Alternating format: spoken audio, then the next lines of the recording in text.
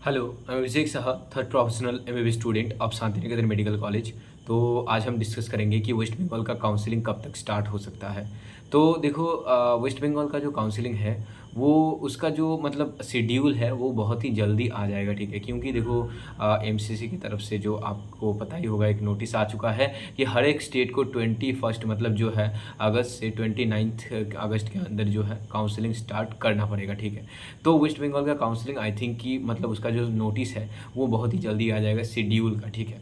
क्योंकि देखो, डब्ल्यूबीएमसीसी के जो काउंसलिंग होते हैं तो काउंसलिंग के पहले जो है तो बहुत सारी चीज़ें जैसे कि आप समझो, ये मेडिकल परफॉर्मा आएगा, उसके बाद डोमिसाइल परफॉर्मा आएगा, उसके बाद जो प्राइवेट कॉलेजेस हैं उनके फीस स्ट्रक्चर, उसके बाद बॉन्ड प्रोफार्मा जो है वो आता है। बॉन्ड प्रोफार्मा के बाद जो है आपका इन्फॉर्मेशन बुलेटिन आता है जो कि सबसे ज़्यादा इंपॉर्टेंट है। देखो, इन्फॉर्मेशन बुलेटिन सबसे ज़्यादा इंपॉर्टेंट होता है काउंसलिंग के लिए। तो आपको क्या करना है, इन्फॉर्मेशन बुलेटिन जब आएगा ना तो आपको पूरा इन्फॉर्मेशन बुलेटिन पढ़ना है, ठीक है। उसके बाद अगर आपको कुछ समझ ना आए, बहुत सारी चीज़ें हैं जो कि बहुत सारे स्टूडेंट कैंडिडेट्स पेरेंट्स समझ नहीं पाते, तो उनके लिए मैं आपको अच्छे से समझा दूंगा, डोंट वरी, ठीक है। तो आप जो है तो मेरे से कांटेक्ट कर लेना, मैं व्हाट्सएप नंबर जो है तो डाल दूंगा कमेंट सेक्शन में, उसके थ्रू आप मेरे से इजीली कांटेक्ट कर सकते हो, ठीक है।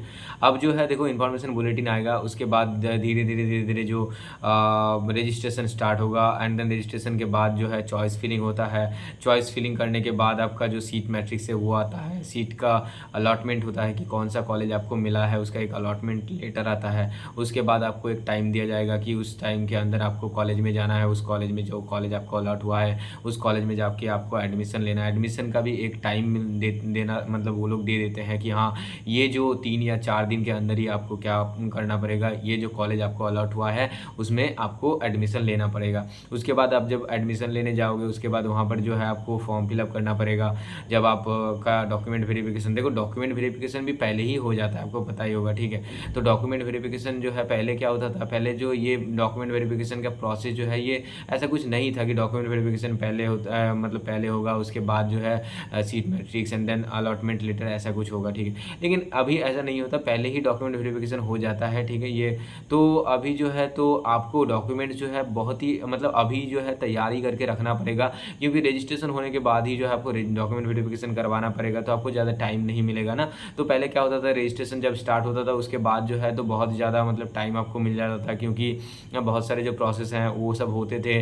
तो 10 से 12 दिन जो आपको मिल जाता था आपको डॉक्यूमेंट तैयारी करने के लिए। तो अभी जो है इतना टाइम नहीं मिलेगा।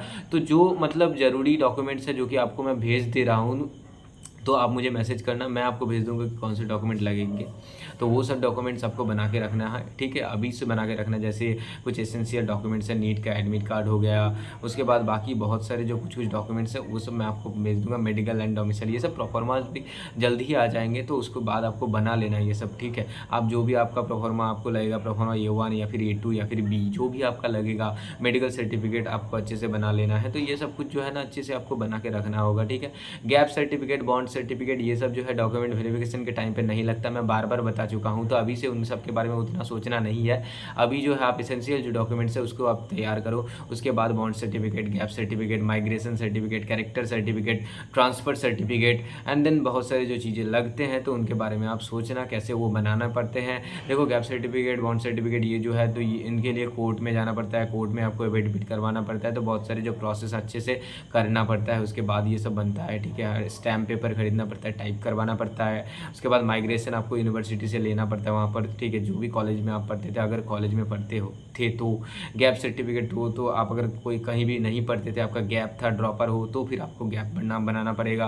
ट्रांसफ़र सर्टिफिकेट आप कॉलेज या फिर स्कूल से ले लो। कैरेक्टर सर्टिफिकेट भी आपको उठाना पड़ेगा वहाँ से। तो ये सब कुछ आपके लिए एसेंशियल ये होता है, लेकिन ये सब डॉक्यूमेंट वेरिफिकेशन के टाइम पे नहीं लगता, ये ड्यूरिंग एडमिशन लगता है आपका। जब कॉलेज अलॉटमेंट हो जाएगा, आप जब कॉलेज में एडमिशन लेने जाओगे ना, तो कॉलेज में जाओगे जब एडमिशन लेने, तब आपको ये सब डॉक्यूमेंट्स मतलब लगता है। बहुत सारे कॉलेजेस में ऐसे भी होते हैं कि हाँ, आप अगर नहीं दे पाओ कुछ डॉक्यूमेंट्स तो एडमिशन के बाद भी दे सकते हो, लेकिन आप रिस्क मत लेना। आप सारे डॉक्यूमेंट जो है अभी से तैयारी करके रखो, आपके पास बहुत ज़्यादा टाइम है तो अभी रखिए। और सबसे ज़्यादा इंपॉर्टेंट होता है कास्ट सर्टिफिकेट। कास्ट सर्टिफिकेट बहुत ही अच्छे से ये बना के रखना। जो मतलब अथॉरिटी से साइन करने को बोला हुआ है उन अथॉरिटी से ही साइन करवाना। ऐसे वैसे नहीं कि किसी भी अथॉरिटी से साइन करवा लिया, वीडियो या कोई भी मतलब, तो ऐसा मत करना। जो कहा गया है तो उसी से साइन करवाना है, ठीक है, क्योंकि बाद में जो है तो रिजेक्ट भी कर देते हैं, तो ऐसे क्या होगा कि आप फर्स्ट राउंड से ऐसे ही निकल जाओगे, तो ये आपके साथ नहीं होना चाहिए, ठीक है। तो आपका काउंसलिंग स्मूथली होना चाहिए, ओके। तो फर्स्ट राउंड होगा, उसके बाद फर्स्ट राउंड में आपको फॉर्म फिलअप करना है, वहाँ पर अपग्रेडेशन का ऑप्शन जरूर देना अगर आपको अपग्रेडेशन चाहिए होगा। देखो बहुत सारे स्टूडेंट ऐसे होते हैं कि उनको फर्स्ट राउंड में ही मनपसंद कॉलेज मिल जाता है, तो फिर उनको अपग्रेडेशन करवाने का या फिर दूसरे राउंड में पार्टिसिपेट करने की कोई ज़रूरत है ही नहीं। लेकिन आपको अगर लगता है नहीं फर्स्ट राउंड में तो मुझे ये कॉलेज मिला है, तो हो सकता है कि सेकंड राउंड में इससे अच्छा कॉलेज मुझे मिल जाए, तो आप जरूर अपग्रेडेशन के लिए जाओ। सेकंड राउंड में आप चॉइस फिलिंग करो।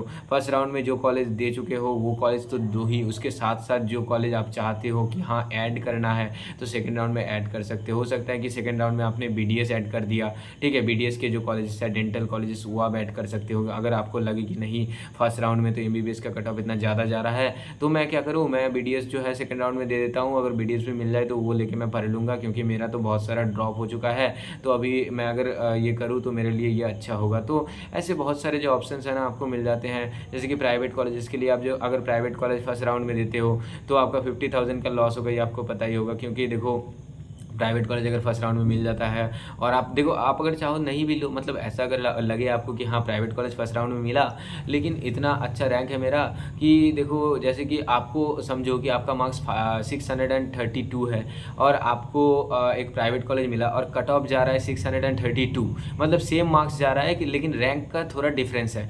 तो फिर आप क्या करो, आपको तो देखो सेकेंड राउंड में तो कॉलेज मिल ही जाएगा, सेकेंड राउंड में गवर्नमेंट कॉलेज मिल जाएगा, तो फिर आप फर्स्ट राउंड का कॉलेज में एडमिशन ही मत लो, डायरेक्ट सेकेंड राउंड में पार्टिसिपेट करो एंड फ्री एग्जिट है, फ्री एग्जिट कर लो, फ्री एग्जिट करके सेकंड राउंड में पार्टिसिपेट करो एंड चॉइस फिलिंग करके सेकंड राउंड में जो कॉलेज मिलेगा वो ले लो, तो आपका 50,000 जो ना है ना वो बच जाएगा। तो ये सब ट्रिक्स है बहुत सारे, तो ये सब मैं बताऊंगा आपको, मैं कमेंट सेक्शन में व्हाट्सएप नंबर डाल दूंगा, उसके थ्रू आप मेरे से कॉन्टैक्ट कर लेना।